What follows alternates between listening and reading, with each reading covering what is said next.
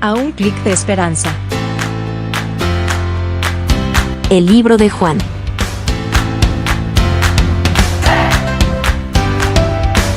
Aquí, cada instante es una oportunidad para brillar.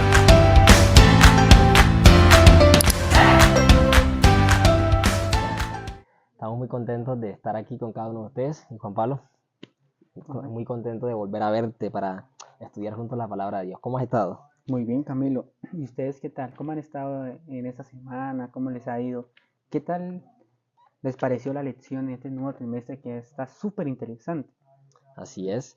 Sabes que cuando leía la introducción de este nuevo folleto, Juan Pablo y oyentes, mencionaba una historia muy interesante de que en Teherán, Irán, había una escultura, una pintura se podría decir, de un bosque fascinante y que mencionaba la lección en la introducción de que cualquiera persona que se quedara viendo esa imagen podría quedarse escribiendo algunos detalles que encontraban en cada una de esas imágenes. La imagen podría tener muchos, pero muchos detalles. ¿Sabes qué es lo interesante de esa historia, Juan Pablo? De que el libro del cual nosotros vamos a estudiar esta semana, el último versículo menciona de que Juan cree de que aunque se escribieran en muchos libros las cosas que Jesús hizo en esta tierra, dice que no caberían los libros en esta tierra. Así es. Y eso es lo que vamos a investigar, lo que vamos a estudiar durante este trimestre. Todos los milagros que hizo Jesús, como usted lo acaba de comentar. Aún falta muchísimo para describir lo que se hizo, pero todo lo que se escribió fue para que nosotros creyéramos en quién, en Jesús. Claro, y esa es una de las preguntas que yo traía en estos momentos, porque la lección inicia con algunas preguntas, y una de ellas es, ¿por qué Juan escribió el Evangelio? ¿Por qué Juan escribió ese Evangelio? Y otra pregunta también, pues, podemos decir que ¿qué era lo que quería enfatizar el autor cuando escribió el Evangelio de Juan? También hizo Jesús muchas otras cosas, otras señales, en presencia de sus discípulos, que no están escritas en este libro. Pero estas fueron escritas para que creáis que Jesús es el Hijo de Dios, y para que creyendo tengáis vida por medio de él. Yo aquí puedo observar tres tópicos de este pasaje, específicamente el versículo 31, que dice que nosotros primero debemos creer, ¿cierto? Primero, creer. Segundo, creerle ¿a quién? A Jesús. A Jesús. Y creer que Él es el Hijo de Dios. Y creer que Él es el Hijo de Dios. Y tercer tópico es, creyendo tengamos vida en medio de Él. Y de ahí pasamos a obtener la salvación. Así es. Es importante saber en quién estamos nosotros creyendo. Así es. Ahora, una vez que yo creo, sé en quién estoy creyendo, que en este caso el objetivo es creer en Jesús, esto me lleva a algo, y es lo que posiblemente muchos de nosotros, muchos de ustedes anhelan, y es vivir una vida eterna, ¿cierto? Yo creo que Jesús es el Cristo, creo que Jesús es el Hijo de Dios. Cuando yo combino estas dos cosas, ahora obtengo vida por medio de ¿quién? De Jesús. De Jesús. Bueno, iniciamos con dos preguntas, ¿cierto? ¿Por qué escribió Juan su evangelio? La primera pregunta. Y la segunda sería, ¿qué quería enfatizar Juan por medio de los milagros de Jesús o algunas enseñanzas del maestro? ¿Qué era lo que quería o cuál fue el propósito principal? El por qué el libro de Juan se escribió, ¿cierto? Así, bueno, un dato interesante, Juan Pablo, es que el libro del que nosotros vamos a estudiar en estos momentos no menciona ninguna de las parábolas de Jesús, solamente menciona milagros y señales de ¿quién? De Jesús. Es decir, que este evangelio es muy distinto a los demás evangelios. Tú puedes ver Mateo, Marcos, mencionar las parábolas de ¿quién? De Jesús, Lucas. Pero Juan tiene un detalle, que es que no menciona parábolas, sino que menciona solamente milagros. Y uno de los milagros interesantes que nosotros podemos encontrar al inicio de este libro es en el capítulo número 2. ¿Sabes cuál es ese milagro del que te estoy hablando? Sí, las bodas de Caná. El primer milagro que hizo Jesús en beneficio de ¿quién? De la humanidad, ¿cierto? Amén. Bueno, entonces, ¿qué pasó en ese momento? Hubo una fiesta, ¿cierto? ¿Quién asistió? Jesús, María. ¿Y qué pasó en ese momento? En la fiesta y toda la celebración se acabó aquí. Lo más importante, el vino. Que cuando no había vino, ¿qué pasaba? La fiesta culminaba. Y las fiestas en ese entonces duraban hasta 3 días. Sí, y siempre pues se demoraba demasiado. Entonces, precisamente se acabó el vino, lo más importante. Exacto, yo tengo algo aquí que copié en los apuntes y es un dato curioso, es una comparación que se hace de la plaga que hubo en Egipto y ahora el milagro que Jesús hace en el Nuevo Testamento, en la boda de Caná. Dice que en el caso del río Nilo, en Egipto, el agua fue convertida ¿en qué? En sangre, como señal de castigo y de un juicio divino. Dios mandó esa señal, ese castigo, por personas que no estaban obedeciéndolo. Pero ahora, en cambio, en Canaán, Jesús utiliza el agua para transformarla ahora ¿en qué? En vino. Como símbolo, Juan Pablo, como símbolo de alegría y celebración. Lo más importante en ese lugar se había acabado. Y llegó Jesús a ese lugar porque lo habían invitado con un propósito, de suplir las necesidades de quién, de aquellas personas. Exacto. ¿Cierto? Jesús se interesa por el bienestar de nosotros. Y lo más interesante es que Jesús está en una boda. ¿Quién fue el primer pastor que le dio inicio al matrimonio humano? Dios. Dios. En el jardín del Edén. Y ahora Dios estaba proveyendo en el santo matrimonio. Dios se preocupa o no se preocupa por nosotros. Así es. Dios profetizó a través de Moisés que vendría un profeta, ¿cierto? Que sería como él, como Moisés. Dios pidió a Israel que lo escuchara en Deuteronomio 18:15, en Mateo 17:5 y en Hechos 7:37 podemos ver esa línea que por medio de Moisés, el libertador que fue en Egipto, venía también un libertador en el Nuevo Testamento, que sería ¿quién? Jesús. Exactamente. Ese profeta, ¿quién era? Jesús. Y en Juan 2, Jesús realizó su primera señal, que a su vez se remontaba a la liberación de los hijos de Israel de Egipto. Es decir, Moisés era el instrumento en esa época para anunciar de que vendría alguien que tendría verdad, que haría milagros, con el único propósito de acercarnos ¿a quién? A Dios. Ahora, la lección nos muestra de que Jesús no solamente hizo esa señal o ese milagro, hizo muchos otros que milagros. Y nosotros podemos encontrar en la Biblia más adelante de que Jesús hizo una segunda señal. ¿En dónde? En el mismo lugar geográfico, en Galilea. Esa fue su segunda señal. Exacto. Ahora, ¿qué pasa en esta señal? En Juan 4, 46 al 54, nosotros podemos ver la historia de un noble que tenía a un niño, a su hijo enfermo. Y él va a Jesús y le dice que el niño está enfermo. Jesús ¿qué le dice?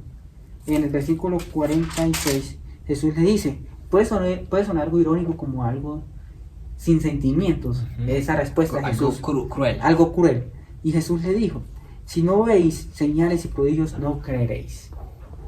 Entonces él le dijo desesperado, porque su hijo estaba que se moría, Señor, desciende antes que mi hijo muera. Este oficial del rey le dijo, Señor, por favor, desciende que mi hijo se está muriendo. ¿Cuál fue la respuesta de Jesús? Vete, tu hijo vive. Amén. Y algo muy importante, o algo que enfatiza Juan, es que el hombre creyó la palabra que Jesús le dijo y se fue. Cuando él regresa al otro día, su hijo ya estaba bien. Él no dudó de que Jesús le iba a suplir, que lo iba a ayudar. Entonces él le pregunta al que lo estaba cuidando, ¿será que mi hijo en qué momento comenzó a curarse? Le dice, más o menos el día anterior, a las 7 de la noche, más o menos.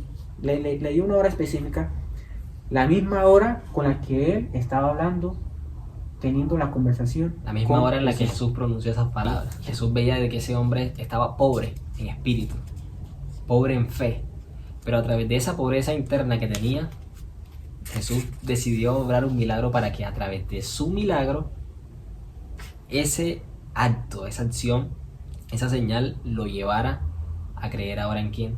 En Jesús. En Jesús. Y ahora, el único propósito que tenía los milagros de Jesús era ayudar a que más personas creyeran o reafirmaran su fe ¿en quién? En Él.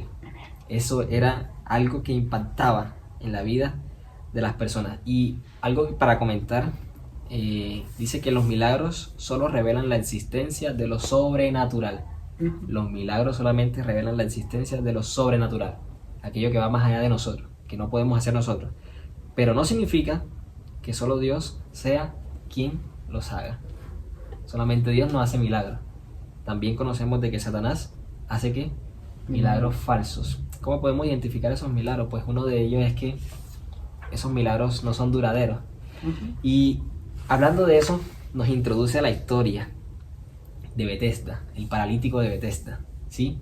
La historia nos dice que había un paralítico que no estaba solo, habían cojos, habían mancos y estaba ese paralítico que creían de que el primero que descendía a ese estanque iba a quedar sano. Y el comentario bíblico adventista, Juan Pablo, nos dice de que en realidad esas personas quedaban sanas, ¿sí? A través de su superstición quedaban sanas, pero no era una sanación perpetua. El comentario dice que quedaban sanos, pero nuevamente su vida volvía a ser la misma. Pero Jesús cambia la vida de un hombre, que no nos da el nombre, el Evangelio, pero nos dice que Jesús se encontró con él, ¿sí? Juan capítulo 5 y el versículo 1 en adelante nos muestra esa historia. No la vamos a leer, pero vamos a parafrasearla. Jesús se encontró con él y Jesús sabía que estaba mal, sabía que tenía mucho tiempo de estar mal. ¿Cuántos años tenía de estar mal? Aproximadamente 38 años. 38 años.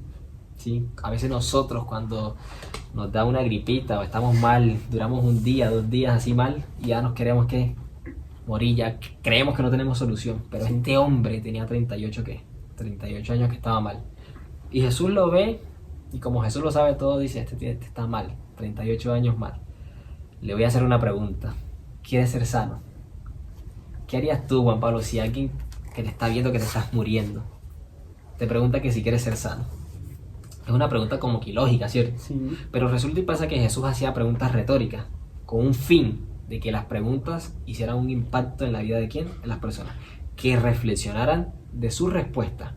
Y muchas veces nosotros perdemos las bendiciones de Dios porque no respondemos a lo que se nos está preguntando. Jesús le hizo la pregunta, ¿quieres ser sano? ¿Y qué le respondió él?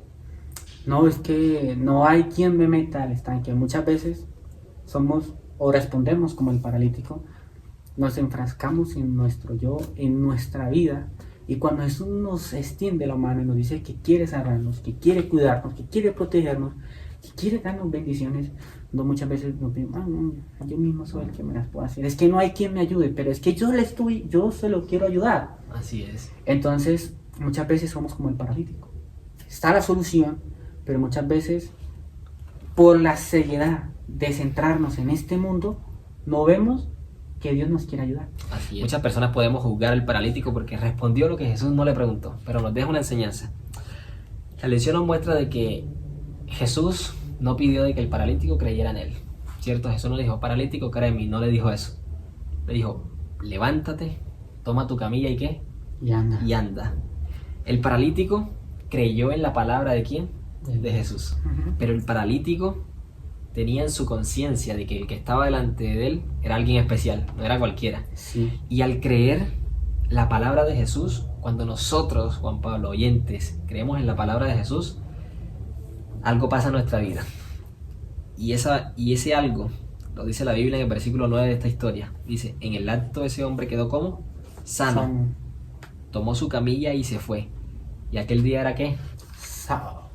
Y hoy mismo Jesús también nos está haciendo esa misma pregunta. Si tú allá que estás del otro lado de la pantalla sientes que tu vida no tiene solución, que nuestra vida no tiene solución, Jesús nos dice, Camilo, Juan Pablo, oyentes, ¿quieres ser sano? ¿Qué respuesta le vamos a dar nosotros? En lo personal yo le voy a decir que sí. Yo no sé qué le vas a responder tú, o yo no sé qué le vas a responder tú, pero en lo personal yo sí quiero ser sano, porque mi vida en realidad no está bien.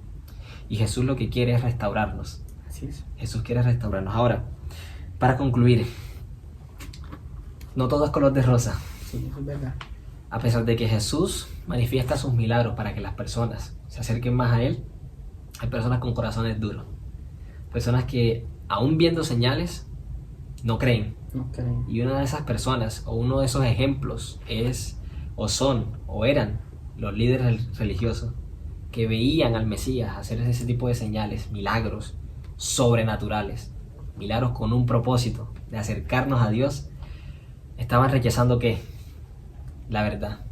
el poder político que ellos tenían, el poder religioso, el orgullo y el ego que ellos tenían en ese momento, por ser eruditos, no dejaron ver los milagros de Jesús. El espíritu de profecía dice que si los líderes religiosos hubiesen aceptado a Jesús, hubiesen aceptado sus milagros, hubiesen sido unos instrumentos maravillosos para compartir el evangelio. Amén. Bueno, queridos amigos, queridos hermanos, hemos concluido con el repaso de la lección en esta semana, muy interesante, muy abarcante. Si aún no te has suscrito a este canal, te invitamos a que lo puedas hacer para que puedas estar pendiente y al tanto de cada uno de los videos que estaremos subiendo durante este trimestre, que sin duda alguna muchos de nosotros y Dios a través de su palabra nos va a beneficiar a todos, porque su palabra es verdadera. Y recuerda que con nosotros siempre estarás A un clic de esperanza.